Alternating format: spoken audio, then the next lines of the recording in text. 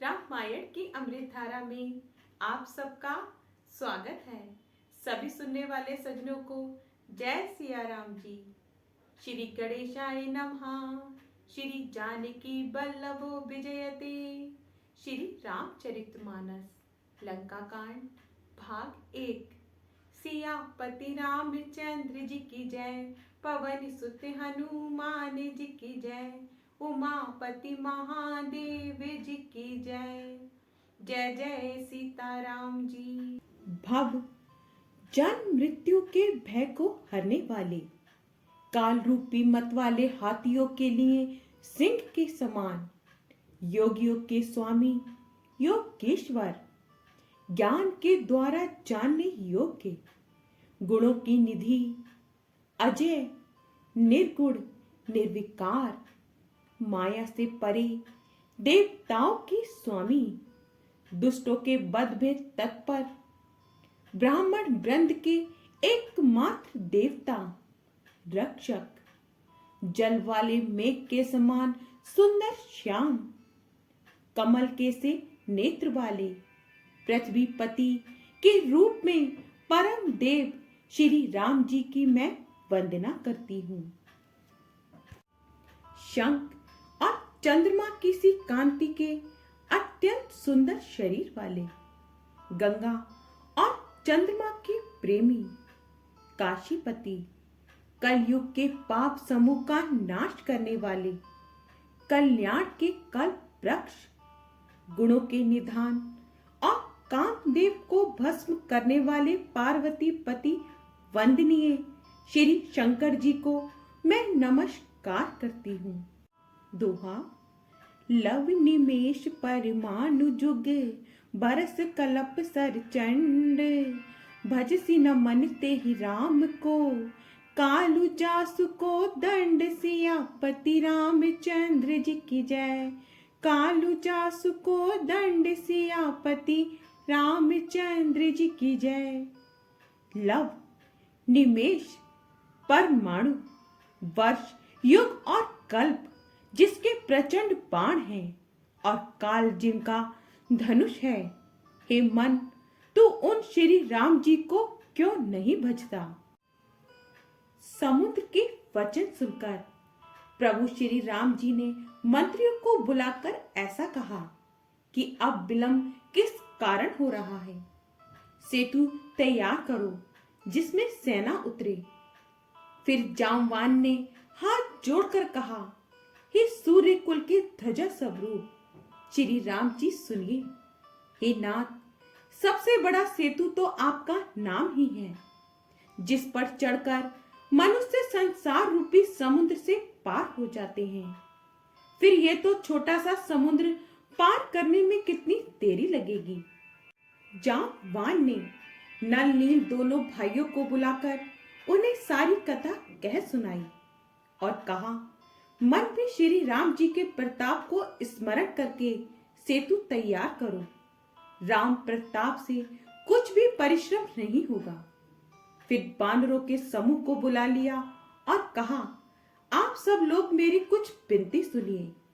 अपने हृदय में श्री राम जी के चरण कमलों को धारण कर लीजिए और सब भालू और बानर एक ही खेल कीजिए। विकट बानरों के समूह दौड़ आइए और वृक्षों तथा पर्वतों के समूह को उखाड़ लाइए। यह सुनकर बानर और भालू हुंकार करके और श्री रघुनाथ जी के प्रताप समूह की जय पुकारते हुए चले। दोहा।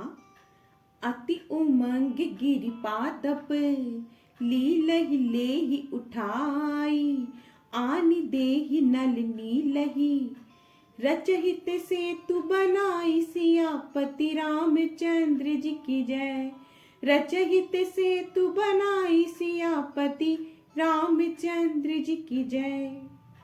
बहुत ऊंचे ऊंचे पर्वतों और वृक्षों को खेल की तरह ही उखाड़कर उठा लेते हैं और ला लाकर नल नील को देते हैं।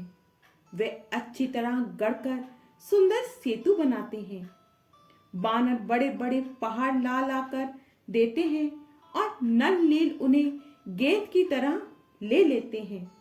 सेतु की अत्यंत सुंदर रचना देखकर कृपा सिंधु श्री राम जी हंसकर वचन बोले, यहाँ की भूमि परम रमणीय और उत्तम है। इसकी असीम महिमा वर्णन नहीं की जा सकती। प्रभु कहते हैं कि मैं यहाँ शिव जी की स्थापना करूंगा। मेरे हृदय में ये महान संकल्प है। श्री राम जी के वचन सुनकर वानर राज सुग्रीव ने बहुत से दूत भेजे, जो सब श्रेष्ठ मुनियों को बुलाकर ले आए। शिवलिंग की स्थापना करके विधि पूर्वक उसका पूजन किया। फिर भगवान बोले, शिव जी के समान मुझको दूसरा कोई प्रिय नहीं है। जो शिव से द्रोह रखता है और मेरा भक्त कहलाता है, वह मनुष्य स्वप्न में भी मुझे नहीं पाता। शंकर जी से विमुख होकर द्रोह करके जो मेरी भक्ति चाहता है, वह नरकगामी, मूर्ख और अल्प बुद्धि है। दोहा, शंकर प्रिय ब्रह्म द्रोही, शिव द्रोही मम दासे, ते नर करहि कलप भरी, घोर नरक महु बास, सियापति रामचंद्र जी की जय। घोर नरक महु बास, सियापति रामचंद्र जी की जय। जिनको शंकर जी प्रिय हैं, परंतु जो मेरे द्रोही हैं, जो शिव जी के द्रोही हैं और मेरे दास बनना चाहते हैं, वे मनुष्य कल्प भर घोर नरक में निवास करते हैं। जो मनुष्य मेरे स्थापित किए हुए इन रामेश्वर जी का दर्शन करेंगे, वे शरीर छोड़कर मेरे लोक को जाएंगे। और जो गंगा जल लाकर इन पर चढ़ावेगा, वह मनुष्य मुक्ति पावेगा। जो छल छोड़कर और निष्काम होकर श्री रामेश्वर जी की सेवा करेंगे, उन्हें शंकर जी मेरी भक्ति देंगे। और जो मेरे बनाए सेतु का दर्शन करेगा, वह बिना ही परिश्रम संसार रूपी समुद्र तर जाएगा। श्री राम जी के वचन सबके मन को अच्छे लगे। तब वे श्रेष्ठ मुनि अपने अपने आश्रमों को लौट गए। शिव जी कहते हैं, हे पार्वती, श्री रघुनाथ जी की ये रीति है कि वे शरणागत पर सदा प्रीति करते हैं। चतुर नल और नील ने सेतु बांधा। श्री राम जी की कृपा से उनका ये उज्जवल यश स्वतः फैल गया। जो पत्थर आप डूबते हैं और दूसरों को डुबा देते हैं, वे ही जहाज के समान स्वयं तैरने वाले और दूसरों को पार ले जाने वाले हो गए। यह ना तो समुद्र की महिमा वर्णन की गई है, ना पत्थरों का गुण है, और ना बानरों की ही कोई करामात है। दोहा, श्री रघुवीर प्रताप ते, सिंधु तरे पशाने, ते मति मंद जे राम तजी, भजे जाई प्रभु आन, सियापति रामचंद्र जी की जय। श्री रघुवीर के प्रताप से पत्थर भी समुद्र पर तैर गए। ऐसे श्री राम जी को छोड़कर जो किसी दूसरे स्वामी को जाकर भजते हैं, वे निश्चय ही मंद बुद्धि हैं। नल नील ने सेतु बांधकर उसे बहुत मजबूत बनाया। कृपा निधान श्री राम जी के मन को बहुत ही अच्छा लगा। सेना चली जिसका कुछ वर्णन नहीं हो सकता। योद्धा वानरों के समुदाय गरज रहे हैं। कृपालु श्री रघुनाथ जी सेतु बंधन के तट पर चढ़कर समुद्र का विस्तार देखने लगी। करुणा कंद, करुणा के मूल प्रभु के दर्शन के लिए सब जलचरों के समूह प्रकट हो गए, जल के ऊपर निकल आए। बहुत तरह के मगर, नाग, घड़ियाल, मच्छ और सर्प थे। वे सब बैर विरोध भूलकर प्रभु के दर्शन कर रहे हैं। वे सब भगवान का रूप देखकर आनंद और प्रेम में मग्न हो गए। प्रभु श्री रामचंद्र जी की आज्ञा पाकर सेना चली। वानर सेना की विपुलता, अत्यधिक संख्या को कौन कह सकता है। सेतु बंधन पर बड़ी भीड़ हो गई। इससे कुछ वानर आकाश मार्ग से उड़ने लगे और दूसरे कितने ही जलचर जीवों पर चढ़ चढ़कर पार जा रहे हैं। कृपालु रघुनाथ जी, लक्ष्मण जी दोनों भाई ऐसा कौतुक देखकर हंसते हुए चले। श्री रघुवीर सेना सहित समुद्र के पार हो गए। वानरों और उनके सेनापतियों की भीड़ कहीं नहीं जा सकती। प्रभु ने समुद्र के पार डेरा डाला और सब वानरों को आज्ञा दी कि तुम जाकर सुंदर फल मूल खाओ। यह सुनते ही रीछ वानर जहां तहां दौड़ पड़े। श्री राम जी की हित सेवा के लिए सब वृक्ष ऋतु समय की गति को छोड़कर फल उठे। बानर भालू मीठे मीठे फल खा रहे हैं, वृक्षों को हिला रहे हैं और पर्वतों के शिखरों को लंका की ओर फेंक रहे हैं।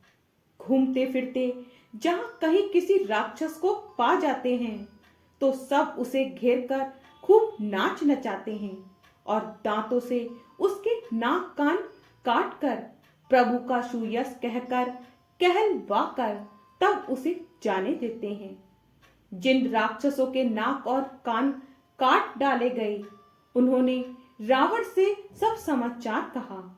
समुद्र पर सेतु का बांधा जाना कानों से सुनते ही रावण घबराकर दसों मुख से बोल उठा, वन निधि, नीर निधि, जलधि, सिंधु, बारिश, तोय निधि, कंपति, पयोधि, नदीश को क्या सचमुच ही बांध लिया।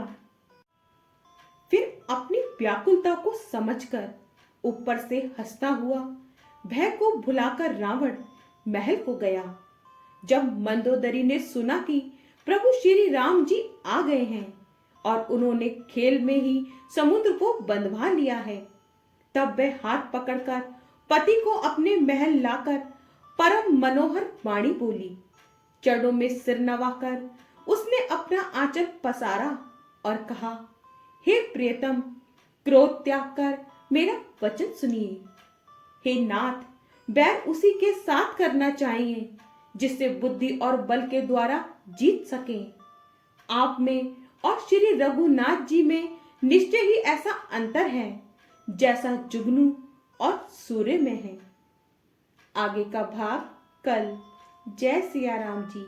आपको पसंद आए तो लाइक शेयर कमेंट्स कीजिए और हमारे चैनल को सब्सक्राइब कीजिए।